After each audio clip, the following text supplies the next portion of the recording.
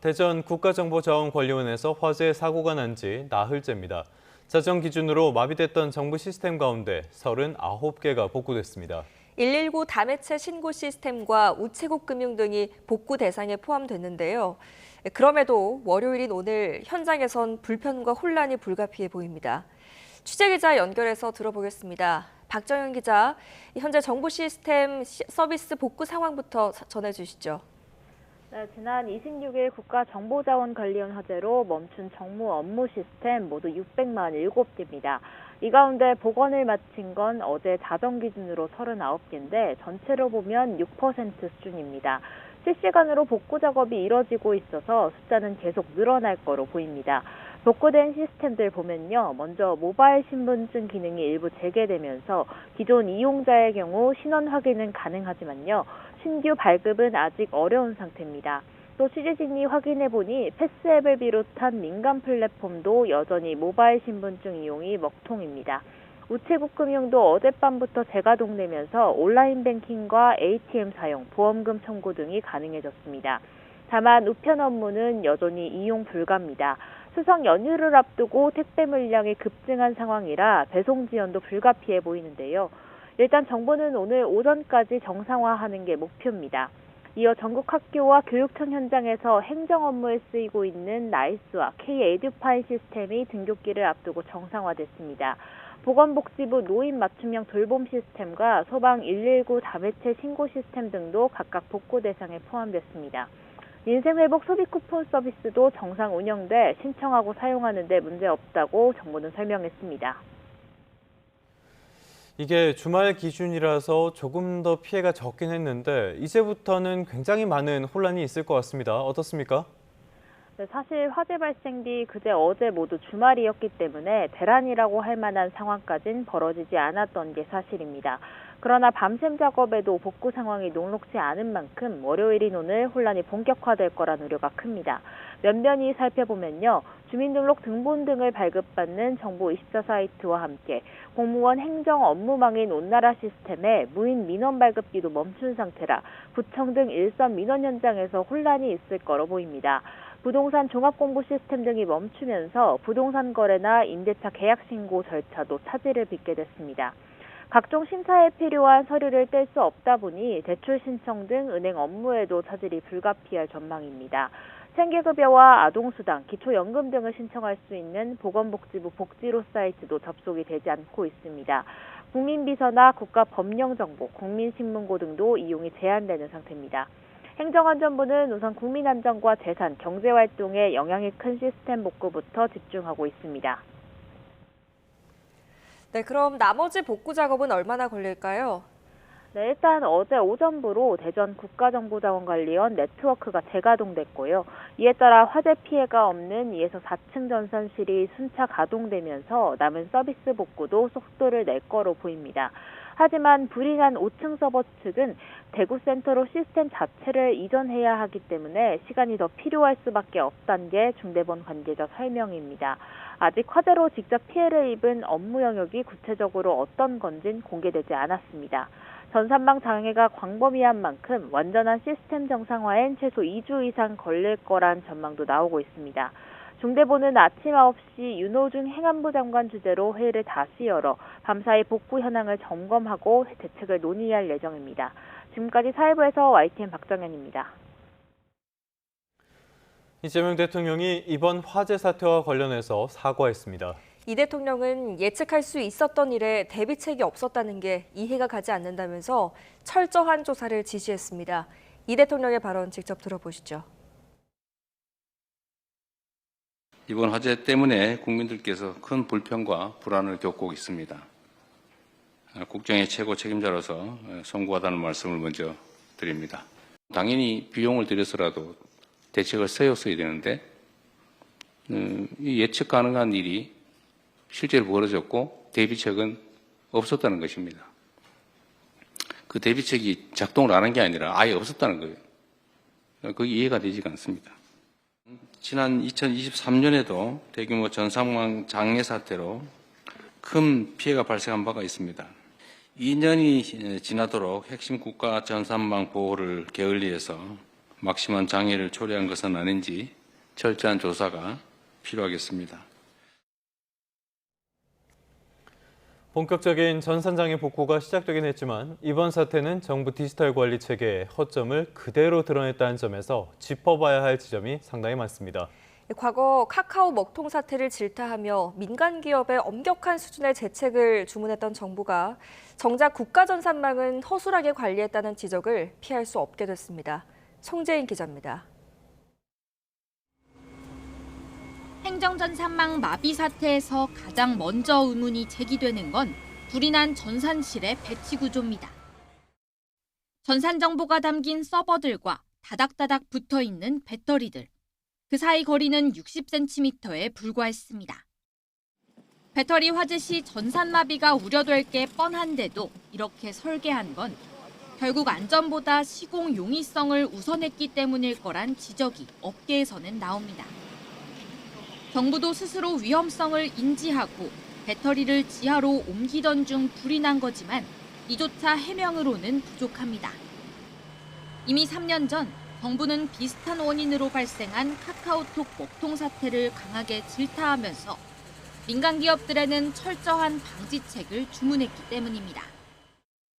지난 2023년 정부는 리튬이온 배터리 화재 확산 방지를 위해 데이터 센터 운영 업체들의 배터리실 안에서조차 엄격히 공간을 분리할 것을 주문했는데 정작 정부의 핵심 데이터 센터에서는 배터리와 중요 서버들까지 옹기종기 한데 모여있던 셈입니다. 당시 정부가 기업들에 촉구했던 디지털 서비스 다중화 체계 확립 역시 고스란히 정부를 향한 비판의 근거로 되돌아왔습니다. 전산 이중화가 제대로 됐다면 불이 나도 다른 곳에서 시스템을 가동해 마비 사태를 막았을 거라는 겁니다. DR 시스템이 구축돼 있지만 현재 일반적으로 작동되는 규모로 큰 시스템이 구축되어 있는 것이 아니라 필요 최소한만 규모로 되어 있는 것도 있고. 정부는 실시간 가동이 가능한 이중화 체계를 올해 막 시범 사업하는 단계였다고 설명했습니다. YTN 송진입니다. YTN 취재 결과 화재 당시 현장에 있던 배터리가 내구 연한을 넘긴 상태였던 것으로 파악됐습니다. 낡은 배터리가 화재 원인일 가능성에 대해서 행안부 측은 예측하기 어렵다고 밝혔습니다. 최기성 기자입니다. 포화수조에 소방대원이 물을 뿌리고 있습니다. 안에 있는 리튬이온 배터리는 까맣게 변해 있습니다. 최초 발화 지점은 우측편 배터리 팩에서 발생을 했고요. 화재 현장에서 전소된 리튬이온 배터리 384개는 모두 내구 연한을 초과한 상태로 확인됐습니다. 내구 연한이 10년인데 2014년 8월 설치돼 이번 달 기준 1년 정도 연한을 넘긴 겁니다. 노후 배터리가 화재 원인 아니냐는 질문에 국가정보자원관리원 측은 선을 그었습니다. 소방에서 배터리 불량 문제인지 등이 나와야 할 부분이라면서 원인과 관련된 것을 예측하는 것은 어려울 것 같다고 답했습니다. 또 내구 연한이 지난 배터리를 교체하는 예산을 신청했던 것 같다고 덧붙였습니다. 국가정보자원관리원 내 다른 곳에도 노후 배터리가 있는지를 묻자 안 그래도 점검을 해보려고 하는데 지금은 복구에 집중하고 있다고 했습니다. YTN 최기성입니다. 전산망 피해 상황을 점검하고 대책을 마련하기 위해서 국회 행정안전위원회 소속 여야 의원들도 현장을 찾았습니다. 작업 과정에서 안전관리를 소홀히 한 측면은 인정하면서도 이번 사고가 발생하게 된 배경을 놓고선 내탓 공방을 벌였습니다. 김문경 기자가 보도합니다. 국가 전산망 화재 피해를 점검하고 대책을 마련하기 위해 국회 행정안전위원회 여야 의원들이 국가정보자원관리원을 찾았습니다. 점검을 마친 여야 의원들은 한 목소리로 작업 과정에서 매뉴얼이나 관리 규정들이 제대로 정비되지 않았던 것 같다고 밝혔습니다. 하지만 이번 사고의 책임을 둘러싸고는 상반된 입장을 보였습니다. 더불어민주당은 과거에 배터리와 서버를 이중하는 작업을 소홀히 했다며 지난 정부로 책임을 돌렸습니다. 민간에게는 이중화 조치를 의무화했는데 전임 정부가 공공기관은 제외한 것이 이 같은 결과를 빚었다는 겁니다. 지난 정부에서 배터리와 서버를 이중화하는 그런 이중화 사업들이 제대로 진행되지 못했던 부분들, 지난 정부에서 그 문제를 심각하게 보지 않았다. 그 당시에 정부가 그걸 받아들이지 않아서. 국민의힘은 그러나 관리 소홀 등을 거론하며 이재명 정부의 책임으로 규정했습니다. 사고 이후 정부는 국민 불편도 외면하고 있다며 대통령의 사과와 행안부 장관 등 관계자 문책을 요구했습니다. 국민의 불편은 내몰라라 하는 그런 정부가 과연 이재명 정부인 걸로 저희들은 판단을 하고 있습니다. 매뉴얼을 가지고 이렇게 안 하고 드릴로 해갖고 점화가 됐다는 것이 정말 지금 이재명 정부의 실책이라고 하고 싶습니다. 국회는 이번 주 관련 상임위원회를 소집해 사태의 원인을 규명하고 재발 방지 등 대응책을 모색할 방침입니다. YTN 김문경입니다. 계속해서 전국 상황 살펴보겠습니다. 정부 조직 개편에 맞춰 상임위원회 명칭과 업무를 변경하는 내용의 국회법 개정안이 법력권 주도로 국회 본회의를 통과했습니다. 국회는 어제 본회의를 열어 재적 의원 180명 전원이 찬성표를 던져 해당 법안을 가결 처리했습니다. 이어 국회 증언 감정법 개정안이 본회의에 상정됐고요. 국민의힘은 다시 무제한 반대 토론에 들어갔습니다. 증언 감정법 개정안은 국회 특위 활동이 종료된 뒤 위증죄 등을 고발할 위원회가 불분명할 경우에는 법제사법위원회 의결을 거쳐 고발할 수 있도록 하는 법안입니다. 법여권은 오늘 저녁 증언 감정법에 대한 필리버스터 종결과 함께 법안 표결을 진행할 계획입니다. 이 표결이 마무리되면 정부조직법 개정안과 방송미디어통신위원회 설치법, 국회법 개정안에 이어 증감법 개정안까지 쟁점 법안 4개가 모두 법여권의 주도로 국회 본회의 문턱을 넘게 됩니다. 조희대 대법원장이 더불어민주당이 주도하고 있는 국회 청문회에 출석하지 않기로 했습니다. 조 대법원장은 사법 독립 침해가 우려된다는 뜻을 밝혔습니다. 김영수 기자가 보도합니다. 조희대 대법원장이 이른바 대선 개입 의혹 청문회를 나흘 앞둔 지난 26일 국회에 불출석 의견서를 냈습니다. 조 대법원장은 재판 중인 사건의 합의 과정을 해명하라는 이번 청문회가 헌법과 일부 법률 취지에 맞지 않는다고 밝혔습니다. 가장 먼저 사법 독립을 보장한 헌법 103조를 거론했습니다. 헌법 103조는 법관이 헌법과 법률에 의해 양심에 따라 독립해 심판한다는 내용입니다. 조희대 대법원장이 민주당에서 추진하는 대선 개입 청문회가 법관 독립, 사법 독립을 침해한다고 확인한 셈입니다. 지난 5월에도 같은 내용의 불출석 사유서를 냈던 걸로 파악됐습니다. 조 대법원장은 최근 신임 법관 임명식 자리에서도 재판 독립을 강조했습니다. 독립된 재판을 통해서만 사법부에 주어진 헌법적 사명을 온전히 수행하고 본인에 대한 거취는 물론이고 사법개혁 압박이 거세지는 가운데 내놓은 이 발언은 여러 해석을 낳기도 했습니다. 세종대왕께서는 법을 왕권 강화를 위한 통치 수단이 아니라 백성들의 삶의 질을 향상시키고 그들의 권리를 보장하는 규범적 토대로 삼으셨습니다.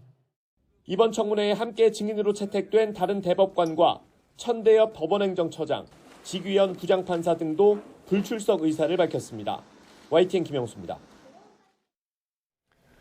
다음 소식입니다. 정식 출항 이후 고장이 잇따랐던 서울 한강버스가 당분간 승객을 태우지 않기로 했습니다. 다음 달 말까지 시범 운항을 통해 오류를 점검하고 성능도 안정화하기로 했습니다. 김희영 기자가 취재했습니다. 서울시가 앞으로 한 달가량 한강버스에 시민들을 태우지 않기로 했습니다. 성능을 안정시키기 위해 시범 운항으로 바꾼다는 겁니다. 정식 출항 이후 11일 만입니다. 이 기간 한강버스는 마곡과 잠실 사이 구간을 지금과 같은 조건으로 동일하게 하루 14차례 왕복합니다. 서울시는 운항 초기 과정에서 기술 결함 등이 발생했다며 조치를 취해왔지만 장기적으로 승객 안전을 고려해 이같이 결정했다고 설명했습니다. 시범 운항으로 데이터를 쌓아 품질을 개선하고 날씨 등 각종 상황에 대한 대응이 원활하도록 만든다는 계획입니다. 서울시는 이 내용을 홈페이지와 지도 앱 등을 통해 안내하고 구매된 정기권을 환불하는 동시에 시범 운항이 끝나면 배차 간격을 줄이고 운항 시작 시간도 앞당길 방침입니다. 열흘간 시민 2만 5천여 명이 이용한 한강버스는 그동안 각종 고장과 운항 중단으로 잡음이 끊이지 않았습니다. 비 때문에 한강물이 불어나 물에 뜨지 못한 하루를 빼더라도 정식 운항 첫날부터 화장실 물이 넘친다는 글이 인터넷에 올라왔고 나흘 만에 강 한가운데서 갑자기 멈춰 승객들이 도중 하차해야 했습니다. 이제 20분이 넘게 서 있었고 안내 방송이 안 나오고 승무원분도 안 계시고 도착하기 한 2, 3분 전에 승무원분이 이 배 이제 전시까지 안 간다고 수업에 다 내리셔야 된다고. 일주일 만에 우측 방향타에 이상이 생겨 회항했고 시범 운항 전환을 하루 앞둔 주말에는 정밀 점검을 이유로 모두 4척 중 2척만 출항했습니다. 한 달 뒤 돌아올 한강버스가 시민들의 유용한 이동 수단이 될 수 있을지 주목됩니다. YTN 김희영입니다. 경찰이 추석 연휴를 맞아 2주간 치안 확보에 나섭니다. 경찰청은 오늘부터 다음 달 12일까지 2주 동안 추석 명절을 대비해 종합 치안 대책 기간을 운영합니다. 경찰은 우선 생활 주변 취약 요소를 점검하고 연휴 이전에 개선이 되도록 하면서 그 결과를 공유할 계획입니다. 미국 미시간주에서 예배 중이던 교회를 겨냥한 총격과 방화가 발생해 1명이 숨지고 9명이 다쳤습니다. 트럼프 대통령은 사고를 보고받은 뒤 기독교인을 겨냥한 표적 공격으로 보인다고 말했습니다. 워싱턴에서 신윤정 특파원입니다. 교회 건물 지붕에서 검은 연기와 함께 시뻘건 불길이 솟아오릅니다. 미국 중북부 미시건주의 소도시 그랜드 블랑에 있는 교회에서 화재가 발생한 건 신도 수백 명이 예배를 보던 일요일이었습니다. I need manpower up here ASAP. I have people trapped in the building. Repeat, people trapped in the building. We got children inside too. 경찰은 40세 남성 용의자가 교회 정문을 차량으로 들이받은 뒤 내려 총격을 가했고 이어 불을 낸 것으로 보고 있습니다. 사망자와 부상자가 속출했고 용의자는 현장에서 경찰에 사살됐습니다. We're going to do search warrants on the suspect's residence. We're going to find out if there was a motive. We're going to go through cell phone records. 외신들은 이번 총격이 모르몬교로 알려진 예수 그리스도 후기 성도 교회의 최고령 총회장이 숨진 다음 날 아침에 발생했다고 전했습니다. 경찰은 아직 정확한 범행 동기를 파악하지 못했다고 밝혔습니다. 트럼프 미국 대통령은 사고 직후 끔찍한 사건에 대해 보고받았다며 기독교인들을 겨냥한 또 하나의 표적 공격으로 보인다고 말했습니다. 그러면서 미국 내 폭력의 전염병은 즉시 끝나야 한다고 강조했습니다. 미국 우파 활동가 찰리 커크와 이민 세관 단속국을 겨냥한 총격에 이어 기독교인을 대상으로 한 범행으로 밝혀질 경우 미국 사회에서 파장이 커질 전망입니다. 워싱턴에서 YTN 신윤정입니다. 미국의 50대 남성이 TV 인터뷰에서 부모를 살해해 안매장했다고 자백한 뒤 바로 체포됐습니다.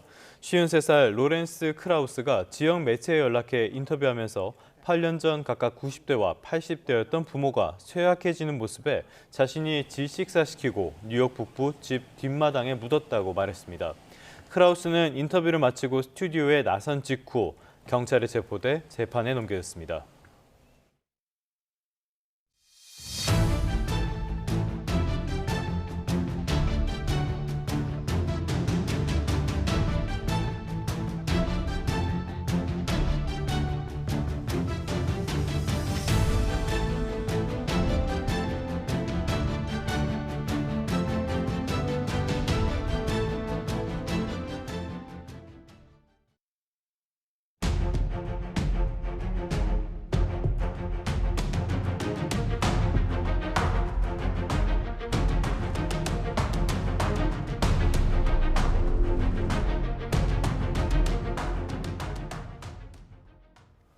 네, 주요 뉴스 다시 한번 살펴보겠습니다. 국가정보자원관리원 화재로 중단됐던 행정서비스 가운데 39개가 복구됐습니다.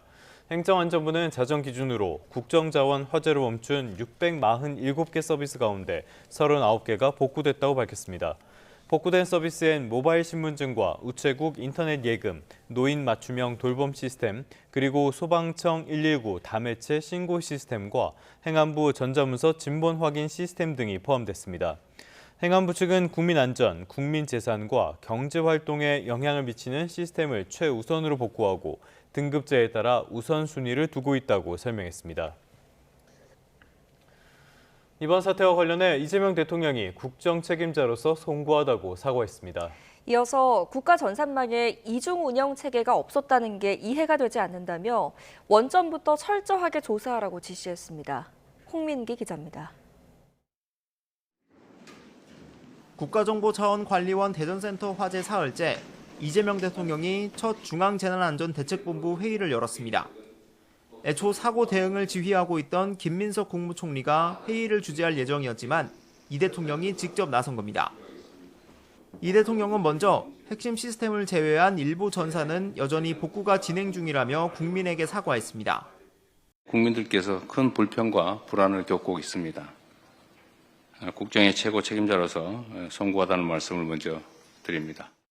곧이어 이 대통령은 이번 전상망 마비 사태의 문제점을 지적했습니다. 지난 2023년 대규모 전산망 장애 사태를 언급하며 2년 동안 핵심 국가 전산망 보호를 게을리한 게 아니냐고 질타했습니다. 외부적 요인으로 인한 훼손을 대비한 이중 운영 체계가 아예 없는 등 대비책을 마련하지 않은 게 이해가 되지 않는다고 목소리를 높였습니다. 3년 전 국정자원이 소실되더라도 3시간이면 복구할 수 있다고 했던 이전 정부의 발언을 직격하기도 했습니다. 3시간 안에 복구할 수 있다고 큰 소리를 쳤다는데 어떻게 3시간은 그냥 지금 이틀이 다 되도록 복구가 안 되지 않습니까? 이 대통령은 국가 운영체계 곳곳에 문제가 있는 것 같다며 최소 안전과 보안에 대한 부분은 모든 부처가 나서 밑바닥부터 점검하라고 김 총리에게 지시했습니다. 이 대통령은 앞서 대통령실에서도 강훈식 비서실장, 미성락 국가안보실장 등 참모들과 비상대책회의를 열고 국민 불편을 최소화하라고 당부했습니다. 높은 시민의식으로 차분하게 대응해주고 계신 데 대해 국민께 감사의 뜻을 전했습니다. 장애 복구 현황을 숨김없이 설명하는 소통체계를 구축하고 전산망 마비로 납세 등 의무를 이행하지 못하는 경우 불이익이 없도록 하라고 주문했습니다. YTN 홍민기입니다.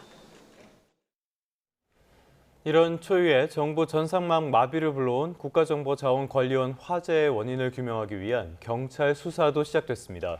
경찰은 수사 전담팀을 구성하고 배터리 안전관리와 또 이전 작업 과정 등에 문제가 없었는지 확인하고 있습니다. 이상곤 기자입니다. 하얀 방호복을 입은 감식 요원들이 국가정보자원관리원으로 들어갑니다. 경찰과 소방, 국립과학수사연구원이 화재 원인을 밝히기 위한 2차 합동감식에 나섰습니다. 감식은 불이 난 5층 전산실을 중심으로 진행됐습니다. 경찰은 이에 앞서 1차 감식에서 확보한 리튬이온 배터리 구성품 등 잔해물을 확보해 국가수에 감정을 의뢰했습니다. 현장 감식을 통해서 증거물을 신속히 확보, 감정 의뢰를 하였고요. 오늘은 정확한 화재 원인을 규명하기 위해서 시설 내부에 대한 광범위한 합동 감식을 실시하겠습니다. 불에 탄 배터리들은 재발화 가능성 때문에 건물 밖으로 옮겨진 뒤 수조에 보관되고 있습니다. 경찰은 폭발이 시작된 것으로 추정되는 배터리가 안정화되는 대로 국가수로 보내 정밀 감정을 진행할 계획입니다. 이번 화재는 서버와 한 공간에 있던 배터리를 지하로 이전하는 작업 도중 발생한 것으로 조사됐습니다. 배터리는 내구연한이 1년 지난 제품이었던 것으로 확인됐습니다. 경찰은 대전경찰청 형사과장을 팀장으로 20명 규모의 수사 전담팀도 구성했습니다. 수사팀은 전산실 내부 CCTV와 안전관리 서류 등을 확보해 배터리 관리와 이전 작업 등에 문제가 없었는지를 살펴보고 있습니다. YTN 이상군입니다. 네, 지금까지 보신 것처럼 정부도 피해 복구 작업에 총력을 기울이고 있습니다. 정부는 직접 화재 피해를 보지 않은 시스템부터 차례로 가동하겠다는 계획이지만 당분간 민원 서비스 차질이 불가피해 보입니다. 고한석 기자가 보도합니다. 전소된 96개 시스템에는 국민신문고와 국가법령정보센터, 온나라 시스템 등이 포함된 것으로 전해졌습니다. 온나라 시스템은 문서 제출 등 공무원이 업무를 보는 데 필수적입니다. 중앙부처 홈페이지 관리 시스템 대부분도 불에 탄 7-1 전산실에 있었습니다. 불은 전산실 한 곳에서 났지만 그 여파로 건물 전체 항온 항습 기능이 꺼지자 국가정보자원관리원은 나머지 전산실 551개 서비스의 가동도 중단했습니다. 현재 상황으로 볼 때 오늘 중으로 서비스를 순차적으로 재가동하여 서비스 작동 여부를 확인할 수 있을 것으로 판단됩니다.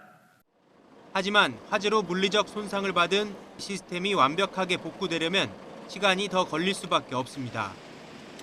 당장 구청과 읍면동 주민센터 등 민원 현장의 서비스는 월요일부터 차질이 불가피합니다.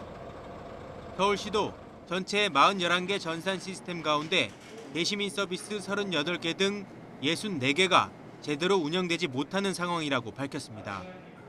이 때문에 민원 시스템이 정상적으로 운영되기 위해서는 최소 2주가 걸릴 거라는 전망이 나옵니다. YTN 고한석입니다. 이번 사태로 정부 전산망과 연계된 부동산 신고 온라인 서비스도 먹통이 됐습니다. 국토교통부는 이번 사고로 인한 신고가 지연되더라도 과태료를 물리지 않겠다고 밝혔습니다. 박소정 기자입니다.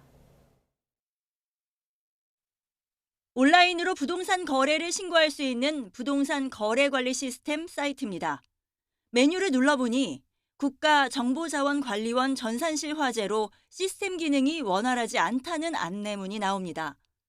부동산 거래와 주택 임대차 계약을 신고할 수 있는 온라인 서비스가 작동을 멈춘 겁니다. 당장 이번 주말에 계약을 체결하고 온라인으로 신고하려던 사람들이 불편을 겪었습니다. 새로 집 구하면서 월세 계약을 하게 됐는데요. 직장인이다 보니까 평일에 이제 가야 되는데 주민센터로 휴가를 낼 수밖에 없는 상황이어서 그런 게 좀 많이 불편한 것 같습니다.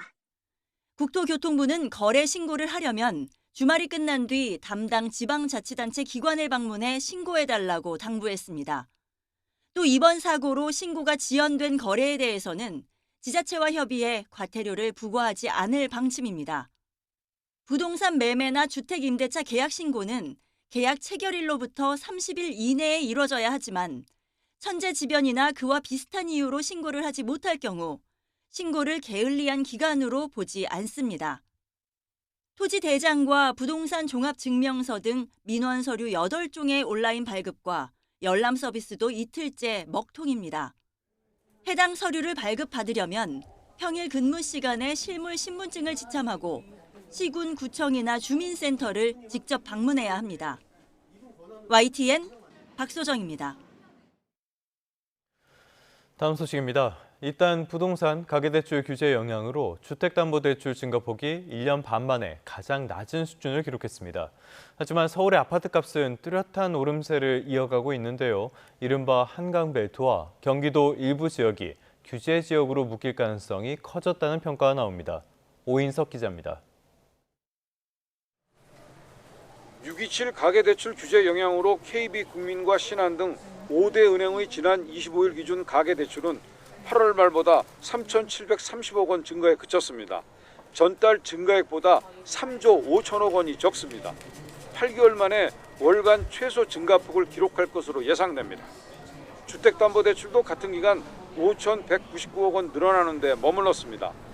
증가폭이 전달보다 3조 1천억 원 넘게 줄며 1년 6개월 만에 가장 작을 가능성이 커졌습니다. 하지만 대출 증가 둔화에도 서울 집값 오름세는 이어지고 있습니다. 9월 넷째 주 서울 아파트 매매가 상승률은 0.19%로 상승폭이 3주째 커지는 추세입니다. 수도권 주택담보대출을 최대 6억 원으로 묶는 초강력 규제로 대출 지표는 끌어내렸지만 집값은 떨어지지 않고 있는 겁니다. 올 들어 경기 과천시와 서울 성동구의 아파트값은 두 자릿수 상승률을 기록했습니다. 분당과 마포, 양천, 강동, 광진구의 아파트값도 지난해 상승률을 훌쩍 넘어섰습니다. 현재 규제지역은 서울 강남 3구와 용산구뿐인데 정부가 비규제지역 가운데 상승률이 높은 지역을 규제지역으로 묶을 가능성이 큰 것으로 전문가들은 내다보고 있습니다. 규제지역으로 묶이면 대출과 세금, 청약 등의 요건이 엄격해집니다.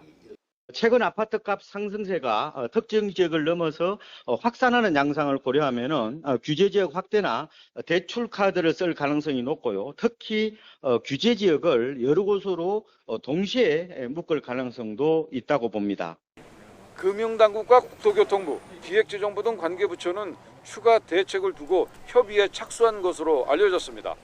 시장 일각에서는 주택담보대출 한도를 현재 6억 원에서 4억 원으로 낮추는 방안도 거론되고 있습니다. YTN 오인석입니다. 서울시가 오늘 정부의 9.7 부동산 대책을 보완할 자체 주택공급 대책을 내놓습니다.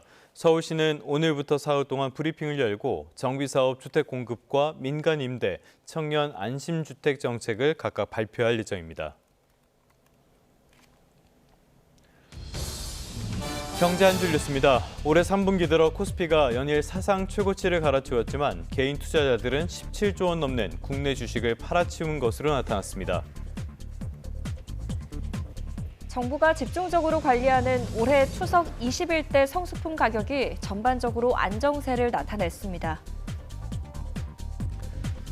서울시 농수산식품공사는 추석 차례상 차림 비용을 조사한 결과 서울 전통시장이 대형 마트보다 13.7% 저렴했다고 밝혔습니다. 우리나라 국민은 은퇴 후 노후에 한 달 약 350만 원의 생활비가 필요하다고 생각하지만 실제로는 이 가운데 66% 정도만 마련할 자신이 있는 것으로 조사됐습니다. 지금까지 경제 한 줄 뉴스였습니다.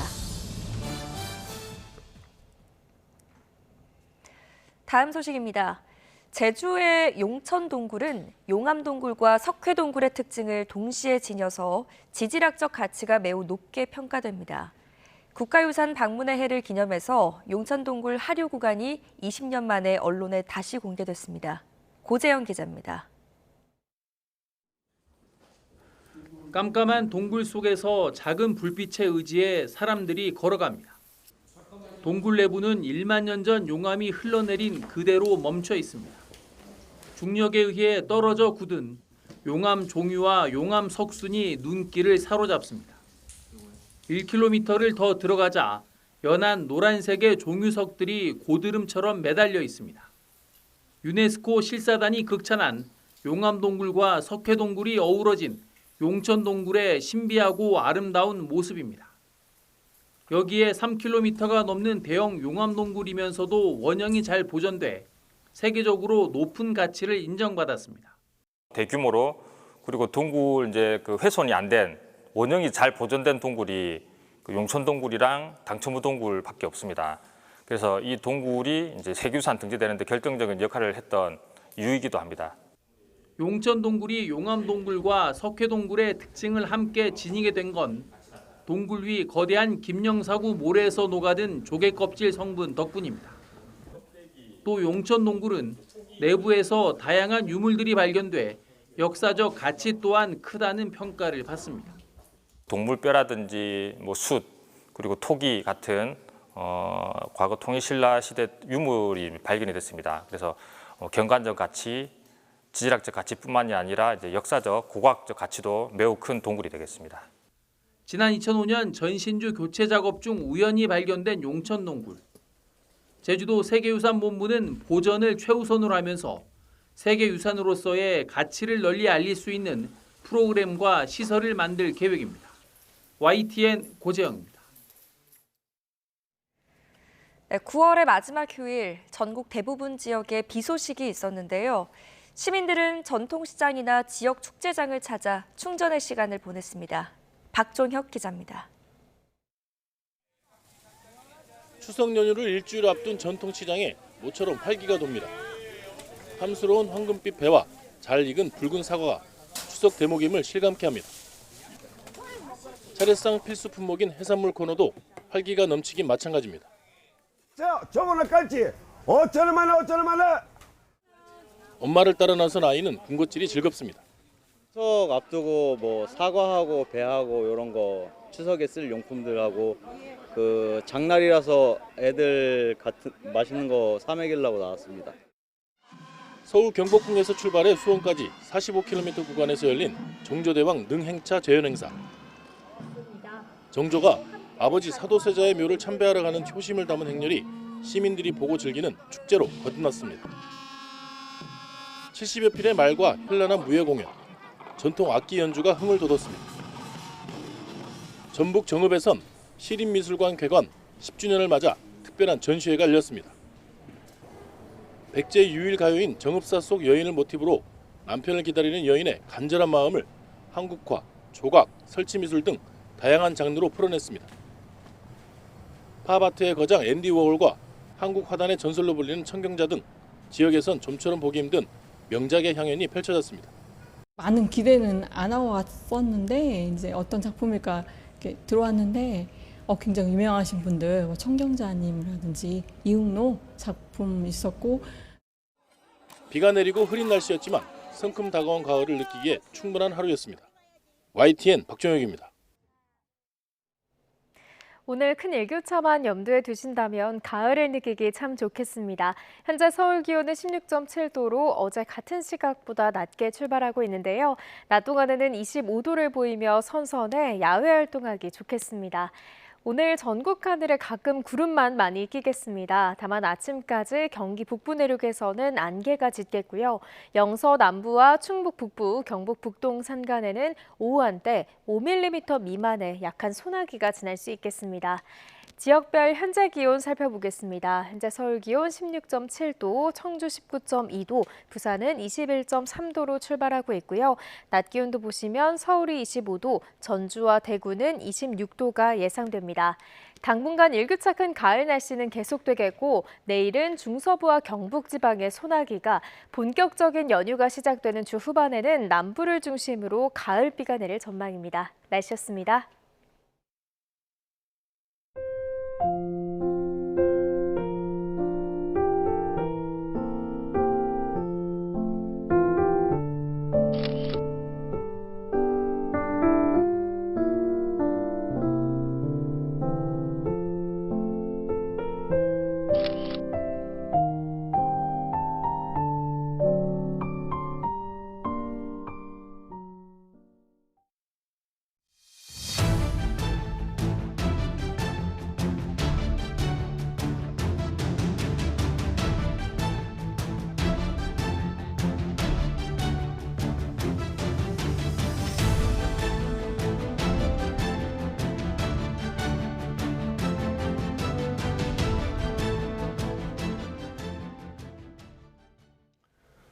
네, 이번엔 국회로 가보겠습니다. 나흘째 이어진 필리버스터 대치 끝에 정부 조직 개편과 관련된 국회법 개정안이 국회 본회의 문턱을 넘었습니다.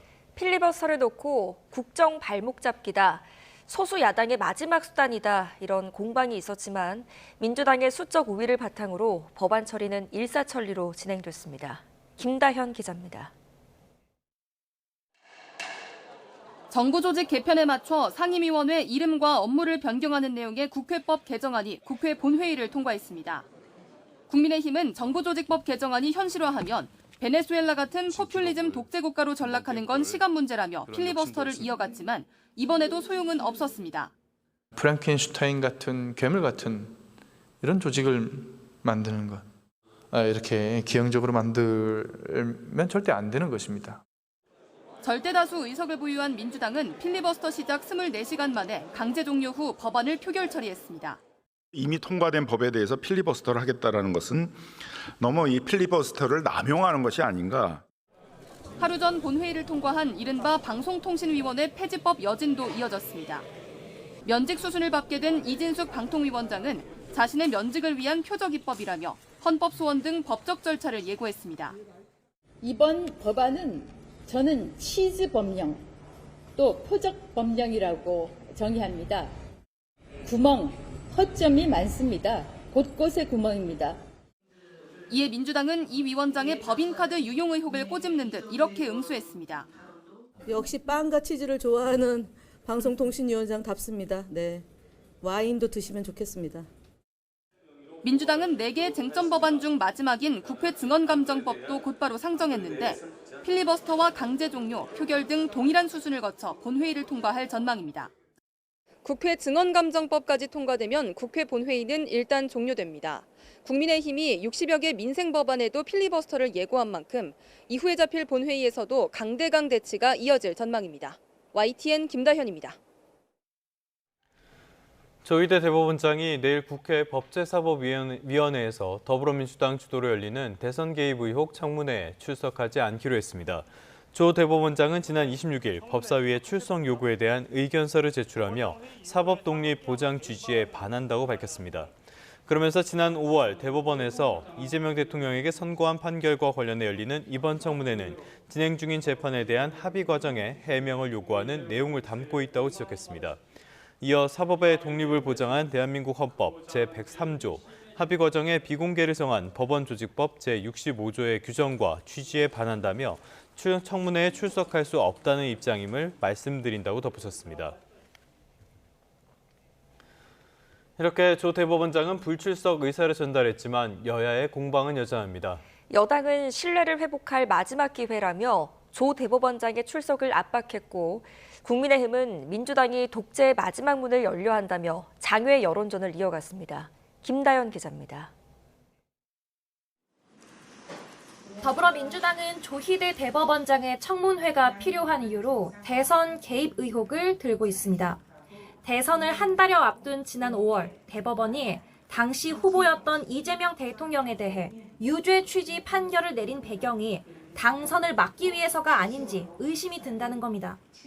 최근 10년간 가장 최단기간에 행해진 선고라며 조 대법원장이 직을 걸고 설명해야 한다고 출석을 거듭 압박합니다. 사법부의 신뢰를 회복하고 국민의 사법부로 거듭날 수 있는 마지막 기회다 이렇게 생각을 합니다. 조 대법원장이 불출석 의사를 전한 것도 모자라 지난 5월에 냈던 문서를 그대로 복사해서 붙여넣은 이른바 복붙 의견서를 냈다며 최소한의 성의도 없다고도 공격했습니다. 이토록 성의 없는 의견서 뒤에 숨어 또 어떠한 꿍꿍이를 감추고 있는지 정말 의심스럽기 짝이 없습니다. 일주일 만에 다시 거리로 나간 국민의힘은 국민 주권을 핑계로 선출 권력이 설쳐된다며 이재명 대통령을 향한 공세 수위를 끌어올렸습니다. 독일도 베네수엘라도 사법부 장악을 시작으로 독재가 들어섰다며 민주당은 이미 독재의 마지막 문을 향해 가고 있다고 주장했습니다. 법원과 검찰을 손에 넣고 언론과 국민의 입을 틀어막은 뒤 다음 단계는 야당 말살, 이후 최종 목표는 장기 집권이 될 거라고 날을 세웠습니다. 국민이 살아가는 독재의 활짝 열릴 것입니다. 이재명 정권을 끝내고 정권을 다시 찾아가야 합니다. 이어 애꿎은 조 대법원장을 쫓아내려 할 시간에 국민 기만 수준의 한미 협상에나 신경 쓰라고 역봉에 나섰습니다. 국민들은 쌀과 소고기를 비롯한 농산물 막아내는지 아직도 박학을 넘겼습니다, 여러분. 오는 화요일 대법원장 청문회는 당사자 없이 열리게 됐습니다. 사법 개혁을 둘러싼 여야의 극한 대치가 재연될 전망입니다. YTN 김다연입니다. 윤 전 대통령의 보석신문 결과가 언제쯤 나올지도 관심사입니다. 윤 전 대통령은 오늘 내란 혐의 재판에는 또 불출석할 것으로 보입니다. 권준수 기자의 보도입니다. 지난 금요일 법원 보석신문에 직접 출석한 윤석열 전 대통령은 당뇨병, 합병증 등 건강이 안 좋아진 상황을 거듭 강조했습니다. 그러면서 재판부가 보석을 인용해 줄 경우 치료를 받으며 특검의 수사뿐만 아니라 재판에도 협조하겠다고 말했습니다. 특검에선 보석 사유가 안 된다며 도망치거나 증거를 없앨 우려가 남아있다고 반박했는데 이 같은 공방 이후 윤 전 대통령의 보석 결과가 언제 나올지 관심이 커지고 있습니다. 형사소송 규칙에선 특별한 사정이 없으면 일주일 안으로 판단하도록 규정했습니다. 하지만 들여다봐야 할 사항이 많으면 더 오래 걸릴 수 있습니다. 또 윤 전 대통령이 여러 재판과 수사를 동시다발적으로 받고 있어 재판부는 충분히 심사숙고할 것으로 보입니다. 다만 내란 특검에선 사안의 중대성과 국민적 관심도를 고려해 빠르게 결론을 내릴 수 있을 것으로 보고 있습니다. 앞서 내란 혐의로 구속됐다가 지난 1월 혈액암 치료 등 사유로 보석을 청구했던 조지호 전 경찰청장은 주거지와 병원에서만 머무는 조건 등을 바탕으로 신문 이틀 만에 풀려났습니다. 같은 날 신문을 받았던 김용현 전 국방부 장관도 이틀 만에 결과가 나왔는데 다만 재판부가 증거를 없앨 우려 등이 남아있다고 판단하며 기각했습니다. 이런 가운데 윤 전 대통령은 오늘 내란 우두머리 혐의 재판 21차 공판기일에도 불출석할 것으로 보입니다. 지난 7월 재구속된 뒤 12차례 연속 법정에 나오지 않는 것으로 윤 전 대통령 측은 벌석 재판으로 재판이 진행되고 있고 건강 악화 등 사유가 여전하다고 밝혔습니다. YTN 권준수입니다. 통일교 한학자 총재에 대한 특검의 구속 이후 두 번째 소환 조사가 오늘 진행될 것으로 보입니다. 김건희 특검은 한학자 총재에게 오늘 오전 10시에 나와 조사를 받으라고 통보했습니다. 앞서 특검은 지난 26일 출석하라고 통보했지만 한 총재 측이 건강상의 이유로 불출석 사유서를 제출했습니다. 한 총재가 오늘 출석하면 지난 24일에 이어 구속 이후 두 번째 소환 조사가 진행될 예정입니다. 다음 소식입니다. 3주 만에 다시 베이징을 방문한 최선희 북한 외무상이 왕이 중국 외교부장을 만나 현안을 논의했습니다. 구체적인 논의 내용은 공개되지 않았는데요. 북미 대화 재개 같은 예민한 현안을 놓고 조율이 이루어졌을지에 관심이 쏠립니다. 유투건 기자입니다. 하루 전 고려항공편으로 베이징에 도착한 최선희 외무상이 왕이 외교부장을 만났다고 중국 외교부가 발표했습니다. 두 사람은 우선 양국 관계의 지속적인 발전과 전략적 소통 강화를 강조했습니다. 3주 전 중국 전승절 행사를 계기로 성사된 북중 정상회담의 논의 내용을 재확인한 겁니다.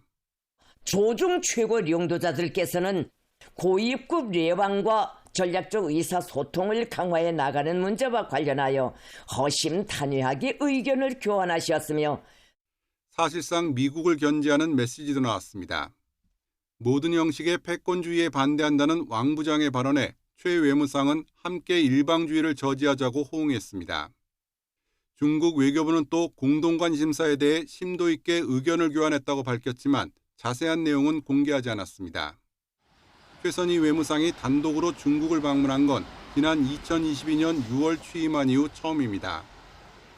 일단 북한의 노동당 창건 80주년 열병식이 임박한 만큼 중국 고위급 인사의 방북 문제가 논의됐을 가능성이 큽니다. 나아가 시진핑 주석의 답방 문제가 조율됐을 수도 있다는 관측이 나오고 있습니다. 미중 정상이 참석하는 경주 에이펙 정상회의를 앞두고 한반도 의제를 둘러싼 공조 방안이 논의됐을 가능성도 있습니다. 일각에선 북미 대화 재개를 위해 최 외무상이 사전 조율에 나섰다는 분석도 나오고 있습니다. 실제로 북한이 7년 만에 유엔 총회의 대표단을 파견하면서 트럼프 행정부와 물밑 접촉에 나설지 관심이 집중되고 있습니다. YTN 유투관입니다. 미국 의회가 예산안을 놓고 대치하면서 이른바 연방정부 셧다운 우려가 커지고 있습니다. 트럼프 대통령이 야당 요청에 따라 시한을 이틀 앞둔 오는 29일에 예산안 협상에 나설 것으로 알려졌는데요. 상황이 나아질지 아니면 더 복잡해질지는 미지수입니다. 김종호 기자입니다.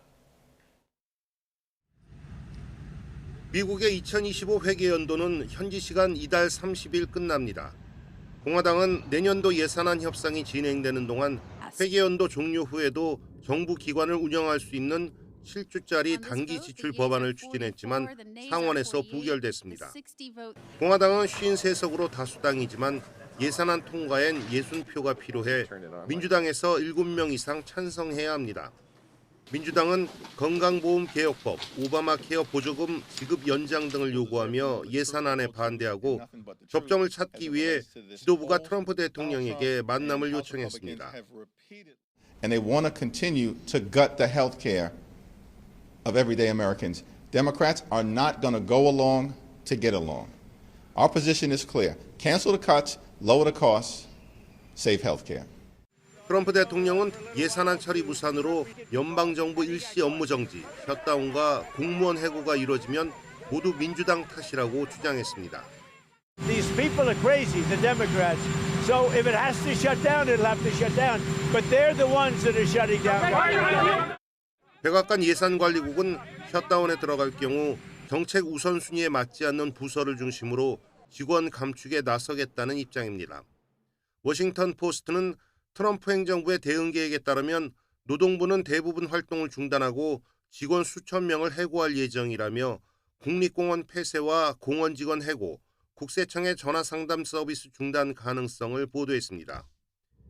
미국 연방정부의 최장 셧다운 기록은 이미 트럼프 1기 행정부 때 세워졌습니다. 당시 트럼프 대통령이 의회를 통과한 멕시코 국경 장벽 예산이 불충분하다며 거부권을 행사해 2018년 12월 22일부터 이듬해 1월 25일까지 셧다운이 이어졌습니다. YTN 김종욱입니다. 트럼프 행정부가 가난한 아프리카 나라에도 미국 비자 보증금으로 1인당 2천만 원을 내라고 요구했습니다. 불법 체류를 막겠다는 이유인데요. 미국 유학을 꿈꿨던 아프리카 젊은이들의 희망까지 한순간에 좌절될 위기에 놓였습니다. 김선중 기자입니다. 아프리카 남동쪽에 위치한 말라위. 우리나라 절반 정도 크기에 인구는 2,100만 명이지만 1인당 소득은 1년에 $580, 우리 돈 81만 원에 불과합니다. 극심한 경제난 속에 최근 새 정부가 출범했지만 대다수 국민들은 여전히 하루 $5, 7,000원의 임금으로 생활합니다. I want to change this government. I'm tired and I'm crying. There is no fuel, no food. Yeah, that's why I want to change this government. We are tired. 지난달 트럼프 미국 행정부는 말라위와 이웃 잠비아에 미국 비자 보증금으로 $15,000, 우리 돈 2천만 원을 물리겠다고 발표했습니다. 기한을 넘겨 머무르는 불법 체류를 막겠다는 건데 갑작스러운 소식에 미국 유학을 꿈꾸던 청년들은 그야말로 날벼락을 맞았습니다.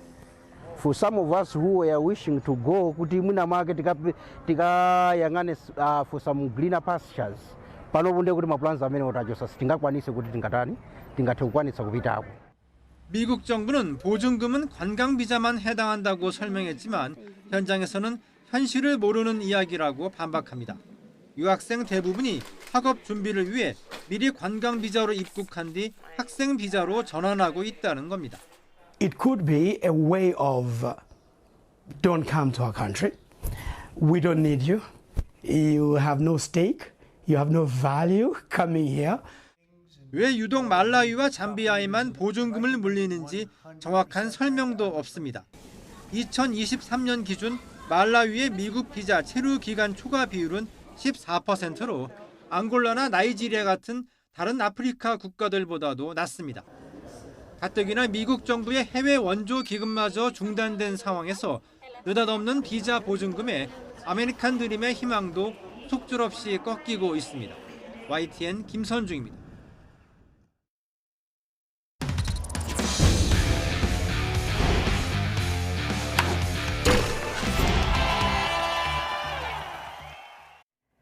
프로축구 K리그1 수원FC가 제주를 물리치고 9위로 도약해 파이널 A 진입을 위한 신약 같은 희망을 이어갔습니다.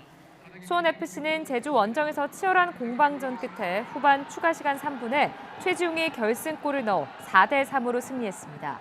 제주는 전반에 수비수 송지훈에 이어 후반 추가 시간에 김동준 골키퍼와 안태현, 벤치에 있던 이창민까지 모두 4명이 퇴장 명령을 받았습니다. 안양과 광주는 득점 없이 비겨 승점 1점씩을 나눠 가졌고 광주는 6위로 한 계단 올라섰습니다.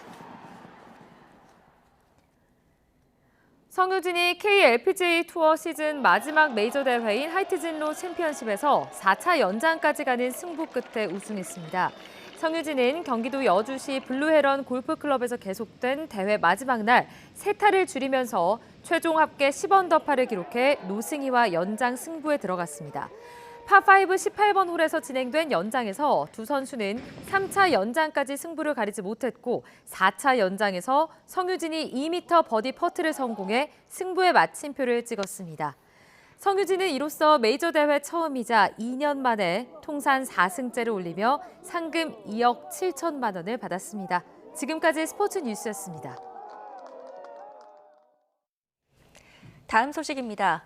전남 목포와 보성을 잇는 철도가 착공 23년 만에 개통했습니다. 전남 남해안 지역의 이동 시간이 크게 줄어서 관광과 지역 경제 활성화에도 큰 도움이 될 것으로 기대됩니다. 오선열 기자입니다. 남해안 중심도시 보성에 새로 들어선 신보성역입니다. 목포와 보성을 잇는 82.5km 구간에 단선 전철이 개통하면서 탑승객 행렬이 이어집니다. 이동 시간은 기존 광주를 거쳐 2시간 15분이 소요됐지만 1시간 10분으로 약 절반 정도 단축됐습니다. 기차가 생기니까 일단은 운전 안 해서 편하고요. 그래서 이제 밖에 풍경도 많이 구경도 할 수도 있고 안전적으로도 좀 좋고요. 목포 보성철도는 영암과 해남, 당진과 장흥 등 6개 지역을 연결합니다. 총 사업비만 1조 6,400억 원으로 지난 2002년 착공해 23년 만에 완공됐습니다. 이번 역사적인 개통식을 계기로 보성군은 남해안 관광의 중심이 될 것이며 영호남 교류의 폭이 넓어지고 문화, 경제, 관광 전반에 걸쳐서 새로운 활력이 불어넣어질 것으로 기대됩니다. 일단 무궁화호와 새마을호가 투입돼 주중에는 왕복 8회, 주말엔 왕복 10회로 운영됩니다. 전라남도는 목포 보성선 개통으로 남해안 관광산업과 지역경제에 큰 도움이 될 것으로 기대했습니다. 남해안 경제권까지 이렇게 앞으로 크게 활성화된다고 하면은 수도권에 대응할 수 있는 성장축이 새로 만들어지게 돼서 우리 남해안 해당 시군들이 크게 발전할 수 있고 광주, 전남 전체적으로 큰 혜택이 될 수 있다 이렇게 생각합니다. 오는 2030년 보성 순천 구간의 전철화 사업이 완공되면 목포에서 부산까지 2시간 20분 만에 이동하는 고속열차로 투입될 예정입니다. YTN 오선일입니다.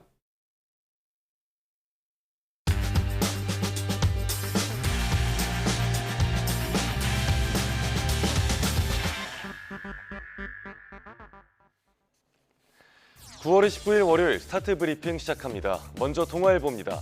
전체 치매 환자 100명 중에 6명은 운전면허를 유지하고 있는 걸로 나타났습니다. 문제는 그중에 95%가 운전 적성 검사를 통과해서 계속 운전대를 잡고 있다는 점입니다. 작년에 운전 적성 검사를 받은 치매 환자는 1,235명인데 불합격자가 단 58명, 5%도 안 됩니다. 10명 중에 9명 이상이 사실상 면허를 유지한 셈입니다. 적성검사 절차는 전문의 진단서를 내고 증상과 운전 필요성에 대해 답하는 식으로 진행되는데요. 이런 현 제도가 지나치게 관대해서 치매 환자들의 운전사고 위험이 크다는 목소리가 나옵니다. 치매는 초기 단계부터 인지 기능이 떨어져서 길을 잃는 증상이 나타날 수 있죠. 작년 말에 서울 깨비시장에서 자동차가 가게를 들이받아 한 명이 숨졌던 교통사고 기억하실 겁니다. 이 사고를 낸 74살 운전자도 사고 직후에 초기 치매 진단을 받은 걸로 나타났습니다. 실제로 본인이 직접 운전이 가능한지 주행평가를 실시하고 인지기능검사도 보완할 필요가 있다는 지적도 나오고 있습니다.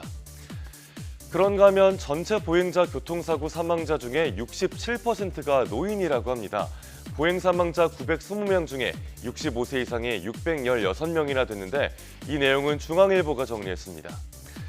특히 길을 건너다가 발생하는 교통사고 사망자가 전체 고령 보행 사망자의 56%로 절반 이상입니다. 그중에서도 특히 횡단보도 외 사고, 즉 무단횡단 사망자가 많았습니다. 어르신들은 걸음이 느린 편인데 상황 판단도 늦어지다 보니까 사고가 자주 납니다. 이에 한국교통안전공단은 고령 보행자 사상자가 많은 지역을 추려서 안심 동행마을로 지정했습니다. 우회전 시 일시 멈춤 표지판과 무단횡단 금지 펜스를 설치하는 등 개선 사업을 진행 중입니다. 고령자에 맞춰서 교통체계를 개선하는 것도 중요하지만 무엇보다도 우리 모두의 안전을 위해서 무단횡단 절대 금물입니다. 이어서 조선일보 보겠습니다. 서울 아파트 시장에서 전세 매물의 씨가 말랐다는 내용을 다뤘습니다. 가을 이사철을 맞아 전세를 찾는 사람은 늘지만 매물은 점점 줄고 있습니다. 어제 기준으로 서울의 전세 매물은 2만 4천여 건, 627 부동산 대출 규제 직후와 비교해도 줄었고요. 올해 1월과 비교하면 18% 넘게 감소했습니다. 특히 성북과 관악, 중랑, 강북 등 중저가 아파트 밀집 지역을 중심으로 매물이 빠르게 줄어들었습니다. 매물씨가 마르다 보니까 부르는 게 값입니다. 이번 달 서울 아파트 평균 전셋값은 6억 5,431만 원, 2022년 11월 이후로 최고 수준입니다.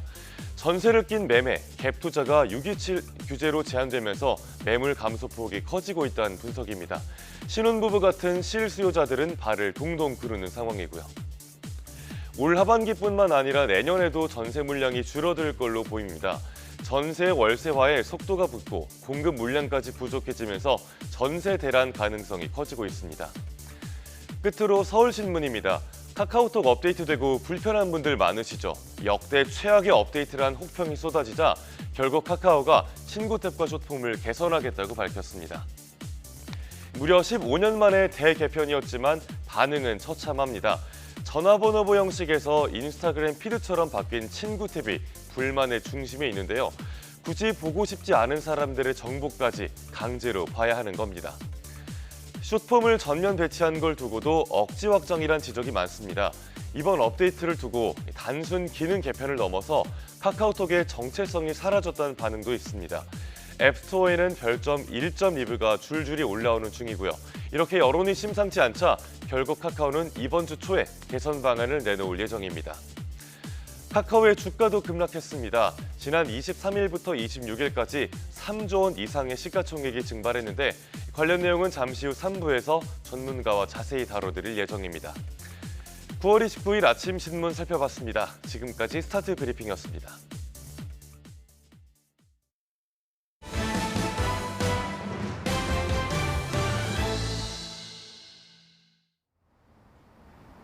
(9월의) 끝자락에서 깊어가는 가을을 느끼기 좋겠습니다. 현재 서울 기온은 16.7도로 어제 같은 시각보다 낮게 출발하고 있는데요.